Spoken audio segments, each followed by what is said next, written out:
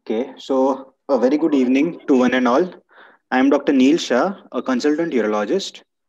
I am a part of the team who will be taking classes on urology for NEET super specialty entrance exams on behalf of Assure Education Foundation.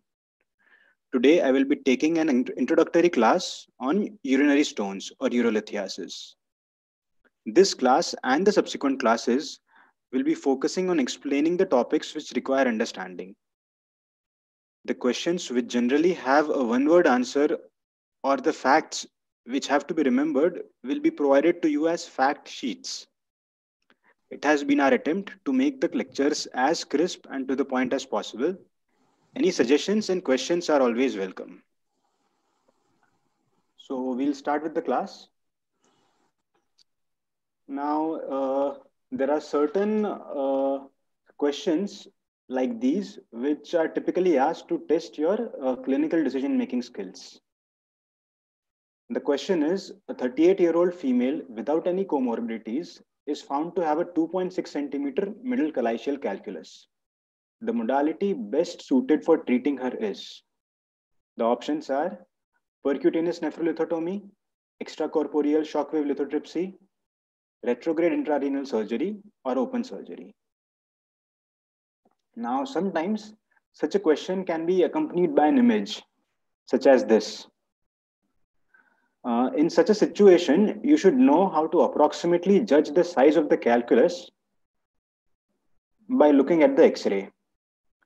Just remember that the height of a vertebral body in an adult is approximately 2.5 centimeter.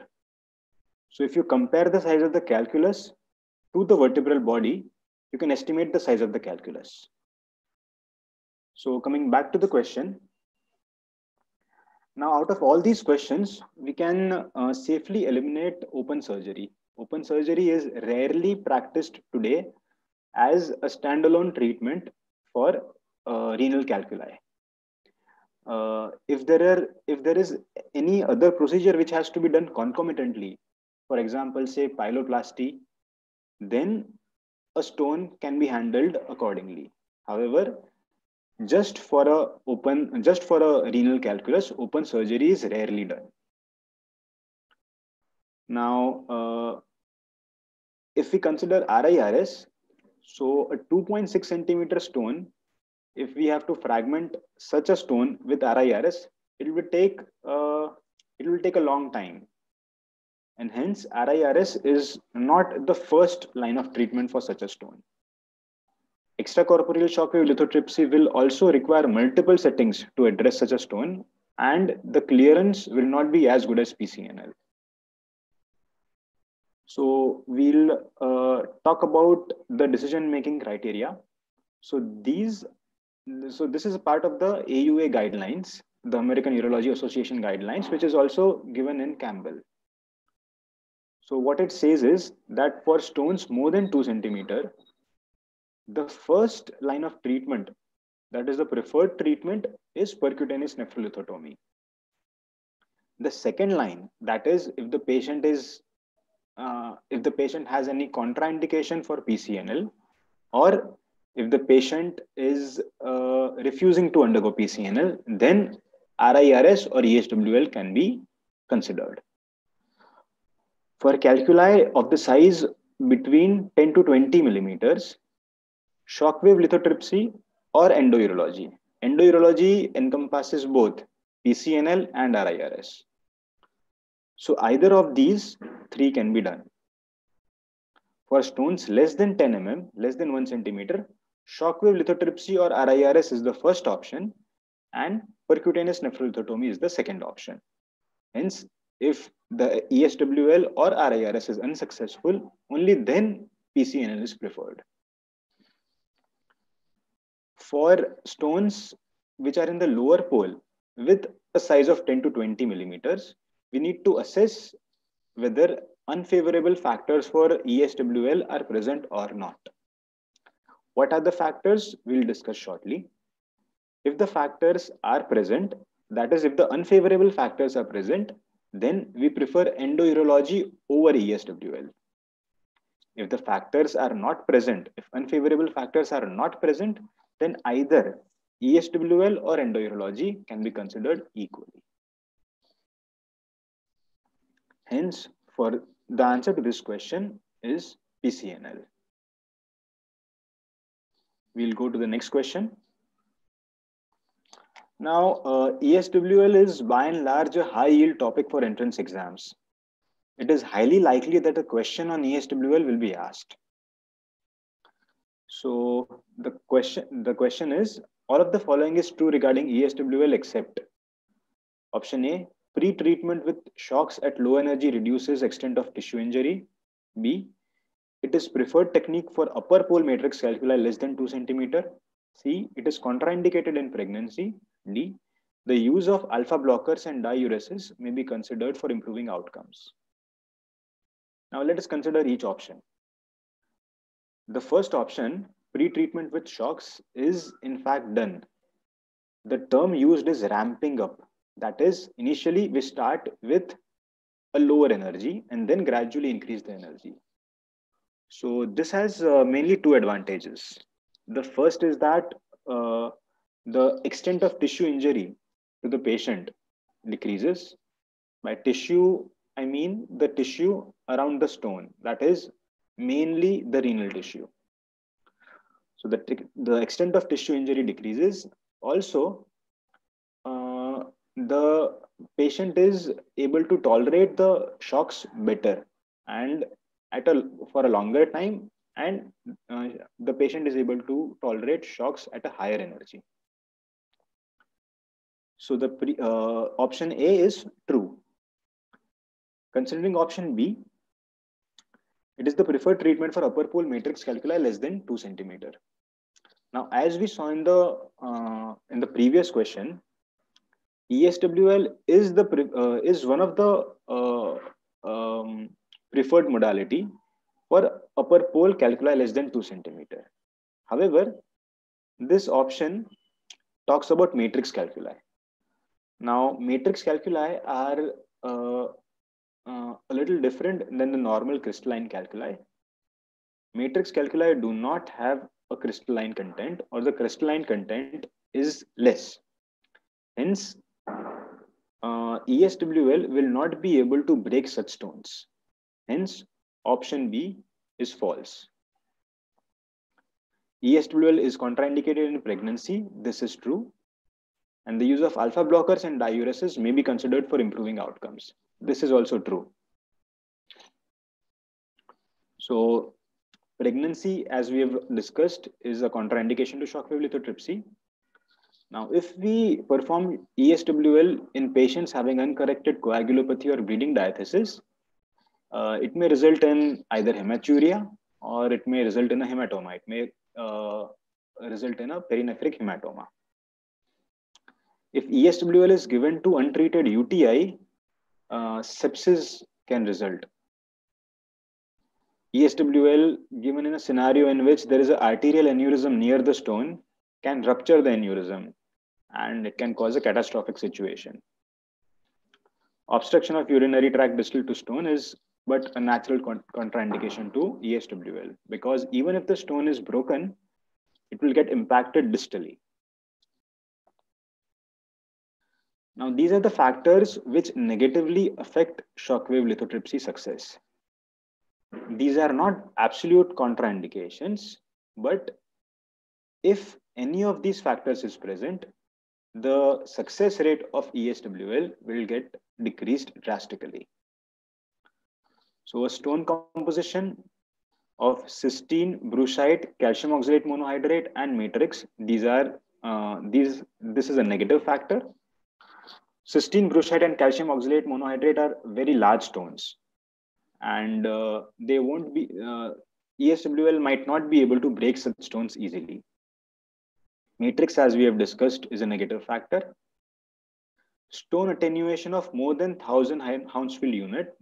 This again indicates that the stone density is high, and that means that the stone is hard. A skin to stone distance of more than 10 centimeter seen in morbid obesity indicates that the shock waves might lose their intensity as the skin to stone distance increases. Hence, this is a negative factor. Renal anatomic anomalies such as horseshoe kidney, calcial diverticulum are again negative factor. Unfavorable lower pole anatomy like narrow infundibulopelvic angle, narrow infundibulum, long lower pole calyx. Now, what happens is that in these situations, even if the stone is broken down, because of the unfavorable anatomy, the stone will not be able to get washed out from the pelvic system. Hence, the answer to this question is option B. All the other statements are true. Now, coming to the third question. So, we as surgeons find things like pathogenesis, physicochemistry a little dry. However, there is a lot of scope for questions to be asked from such topics also. The question is true regarding physicochemistry and pathogenesis of urinary lithiasis. Option A, homogeneous nucleation can occur in the metastable range of concentration product. SI, according to Jess, provides a more reliable estimation of urinary saturation than RSR derived from equal to magnesium, citrate, Tam-Horsfar proteins are promoters of protein aggregation. Randall plaques originate from basement membrane of glomerulus. We'll discuss all these topics now. So there is something called states of saturation. Now, the concentration product mentioned here is basically a product of concentration of pure chemical components of the salts. For example, if we take the example of, say, calcium oxalate, by the way, is the most commonly found substance of stones in humans. So the concentration product of calcium oxalate at any given concentration would be the concentration of calcium multiplied by the concentration of oxalate. Now, imagine we have taken distilled water and we keep on adding salt. So the concentration product would gradually increase from 0. Now, as we add salt to the solution, there will be a point where no further salt can dissolve. Now, the concentration product at this point is called the solubility product, and the solution is said to be saturated. However, in normal human urine, despite concentration product of stone forming salt components exceeding the solubility product, crystallization does not occur. This is because of inhibitors that allow high concentration of salt to be held in solution. Calcium oxalate, for example, the concentration product of calcium oxalate in normal human urine is 4 times the solubility product, and yet crystallization does not occur. This is because of inhibitors of stone formation. Now, as the concentration of salt further increases, the point at which it can no longer be held in solution is reached and crystals form. The concentration product at this point is called formation product. Now, the concentration product below solubility product is called undersaturated. If the concentration product is between the formation product and solubility product, the solution is called metastable.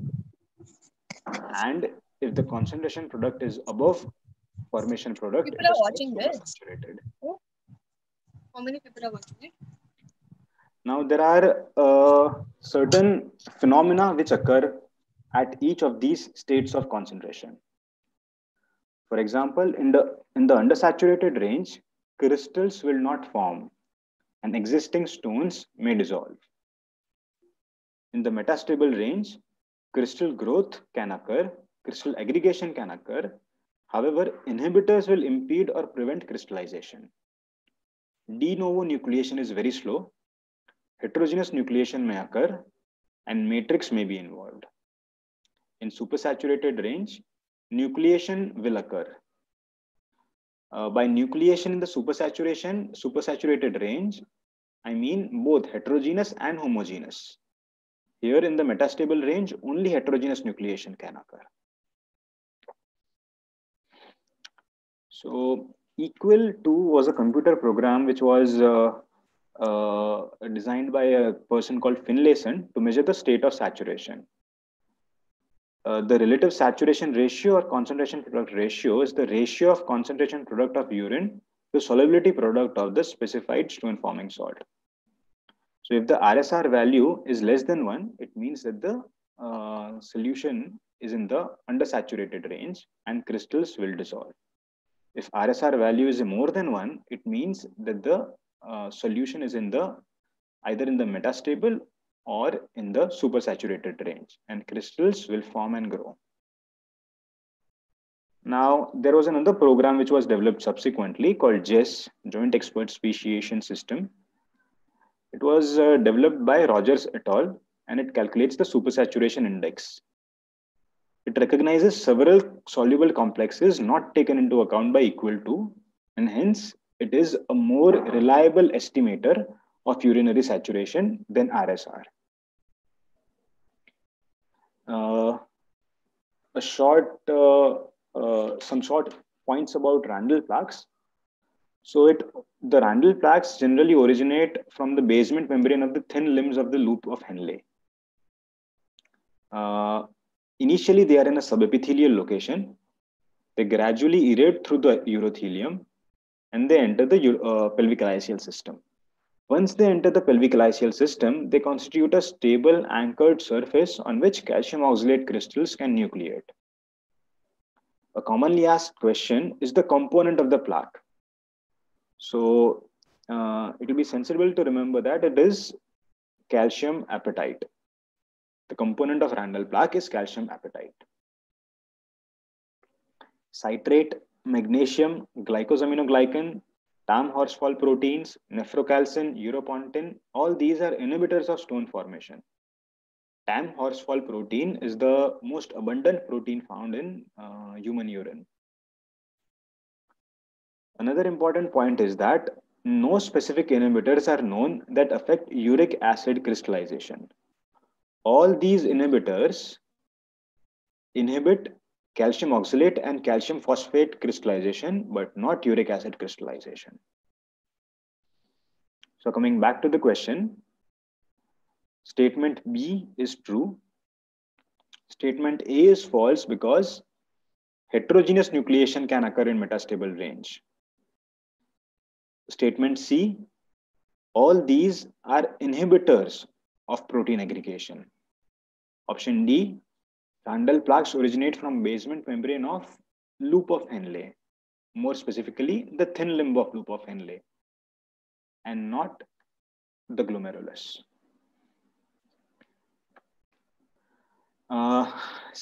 Topics like hyperoxaluria, hypercalciuria, cystinuria, they are frequently asked in their MCQs. So we need to know the basics of each about them. This is a question on hyperoxaluria. A 45-year-old obese man without any prior history of urinary calculi undergoes a Roux-en-Y gastric bypass procedure. 3 years after surgery, he is found to have a right renal calculus. On further evaluation, his 24-hour urine oxalate is 45 milligrams per day. This is most likely as a result of primary hyperoxaluria, enteric, dietary, or idiopathic hyperoxaluria. So we need to know a little basic, some little basic things about oxalate physiology, absorption, and hyperoxaluria. So only 6 to 14% of ingested oxalate is absorbed. Oxalate absorption occurs throughout the intestinal tract, with half or more occurring in small intestine and half in the colon. Co-ingestion of calcium and oxalate containing food leads to formation of calcium oxalate complexes in the gut lumen, which limits the availability of free oxalate ion for absorption. Oxalobacter formigenes is a bacteria which you will come across many times while reading the chapter on stones. So this bacteria uses oxalate as an energy source and consequently reduces intestinal oxalate absorption. Now, hyperoxaluria per se is defined as urinary oxalate excretion of more than 40 milligrams per day. it is either primary, enteric, or dietary. So primary hyperoxaluria is basically an inborn error of metabolism. There are three types: primary hyperoxaluria 1, 2, and 3. Now, PH1 occurs as a result of defect in the enzyme AGT, alanine glyoxylate transaminase. Vitamin B6 acts as a cofactor in this reaction. Now, because of the defect in this enzyme, there is accumulation of glyoxylate. Glyoxylate acts as a substrate and gets converted to oxalate, which results in hyperoxaluria. An important thing to remember in PH1 is that the end-stage renal disease due to PH1 occurs relatively early, at the age of around 15 years. And the treatment of choice for PH1 is combined liver-kidney transplantation. PH2 occurs as a result of defect in the enzyme GRHPR, that is glyoxylate hydroxypyruvate reductase. Again, a defect in such an enzyme would cause accumulation of glyoxylate and hydroxypyruvate. These two in turn would act as substrate for the formation of oxalate and result in hyperoxaluria. The treatment of GRHPR is renal transplant and not combined kidney or liver transplant. PH3, primary hyperoxaluria type 3, occurs as a result of defect in the enzyme hydroxyoxyglutarate aldolase. Enteric hyperoxaluria is the most common cause of acquired hyperoxaluria. It is associated with chronic diarrheal states. So what happens in chronic diarrheal states is that because of fat malabsorption, there is saponification of fatty acids. Fatty acids chelate calcium and magnesium. Hence, calcium and magnesium, both of them are unavailable to get complexed with oxalate ions. Oxalate ions are hence available for absorption, which occurs in hyperoxaluria. Dietary hyperoxaluria occurs as a result of overindulgence in oxalate-rich foods such as nuts, chocolates, tea, spinach, beets. Severe calcium restriction may result in increased intestinal oxalate absorption. This is because due to calcium restriction, oxalate ions, they remain free.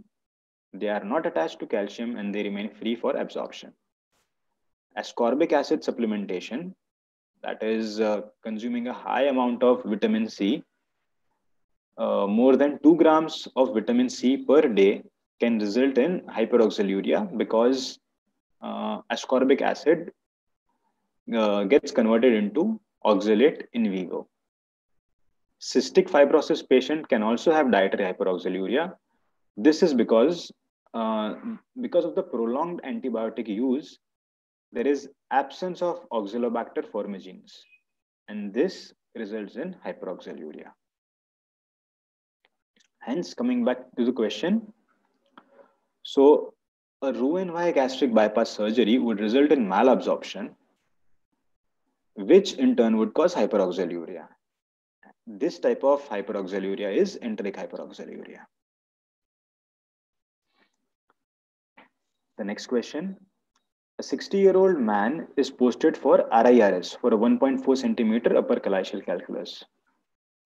The most appropriate energy source for intracorporeal lithotripsy in this setting will be. Now, one thing that you need to remember for RIRS is that the type of scope used for RIRS is a flexible ureterorhinoscope. Now, out of these options, only EHL and laser can be used in flexible ureterorhinoscopes. Pneumatic and ultrasound can only be used in either a rigid or a semi-rigid scope. Hence, option B and D are already eliminated. We'll talk about each of these modalities. So as I said, intracorporeal lithotripters are divided into flexible and rigid lithotripters. Flexible, electrohydraulic and laser lithotripters. Rigid, pneumatic and ultrasound. So basically, EHL is an underwater spark plug, which is composed of two concentric electrodes of different voltages. The spark causes the formation of plasma, which results in a hydraulic shock, and further a cavitation bubble. If the cavitation bubble is symmetrical, it results in a strong secondary shock wave. If the cavitation bubble is asymmetrical, it results in microjets. The shock wave is not focused, so the stone must be placed where the shock wave is generated. More appropriately, we need the fiber to be in contact with the stone for it to be effective. The advantages are that it has a low cost and it can be used with flexible scopes. The main disadvantage is the propensity to damage the ureteral mucosa, which can also result in ureteral perforation. The diameter of the cavitation bubble can expand to more than 1.5 centimeter when energy is greater than 1300 millijoules are employed. These figures of 1.5 centimeter and 1300 millijoules have been asked in exams and they need to be remembered. So another flexible intracorporeal lithotripter is laser. So basically there are two types of laser which are in vogue for treatment of stones. One is holmium laser and the other is thulium laser. Thulium laser has recently been FDA approved for the treatment of stones. Holmium laser is a pulsed laser. It occurs primarily through a photothermal mechanism and has a wavelength of 2140 nanometers. Now there are certain terms which we need to know in the topic of using laser for fragmenting a stone. One of them is dusting. Dusting entails fragmenting the stone into fine debris such that it gets washed along with the irrigant. For dusting to take place, the pulse energy should be low and the frequency should be high. Painting is denoted to the technique which the urologist uses to dust the stone. It involves starting from one point and making a to and fro motion and getting to the other end of the stone. Now, there may occur a scenario in which there is a single calyx, and in the calyx, there are multiple stones, fragments of stones. Now, the fragments of stones are not yet fine enough to get washed by the irrigant. So in this situation, we use a technique called popcorning. We defocus the laser and try to hit a few stones. The stones hit themselves, they crash among themselves, and they also hit the wall of the calyx. And in the process, fragmenting further and getting converted into fine debris. So the advantage is it is flexible, it is safer, it is more efficient, it is versatile.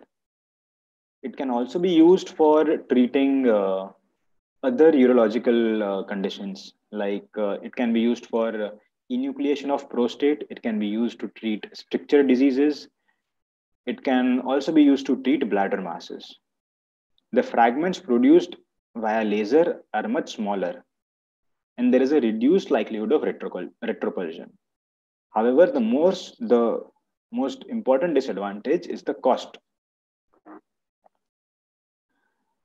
So turning to rigid lithotripters, basically they are pneumatic and ultrasound. In ultrasound, compressed air from the compressor goes and hits the metal projectile. The projectile in turn goes and hits the probe. And it is the drilling effect of the probe, the to and fro movement, which breaks the stone. This is called the jackhammer effect. The advantage is that there is a wide margin of safety. It is appropriate for large, hard stones. There are least chances of ureteral injury, and there is a low cost involved. Disadvantage is that there is a relatively high chance of retrocollision. Now, ultrasound. So, it involves application of electrical energy to a piezokarmic plate in ultrasound transducer. The plate resonates and generates ultrasonic waves of the frequency between 23,000 and 25,000 Hertz.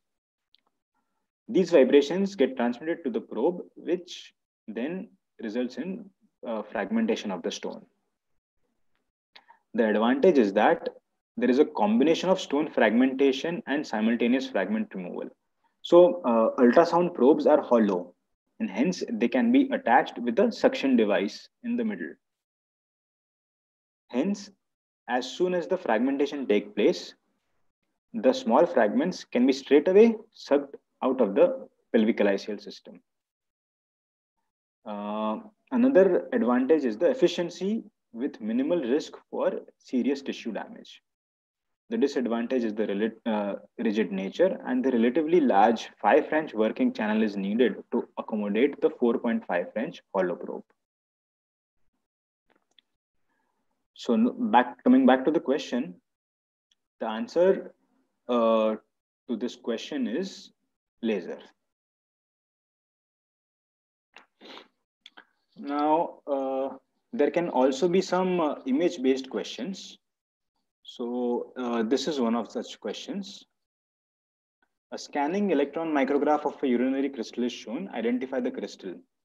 Uric acid, cysteine, struvite, calcium oxalate, monohydrate. So all these crystals have a specific shape. For example, calcium oxalate monohydrate has a typical hourglass appearance. Calcium oxalate dihydrate has envelope or tetrahedral appearance. Apatite crystals are typically amorphous.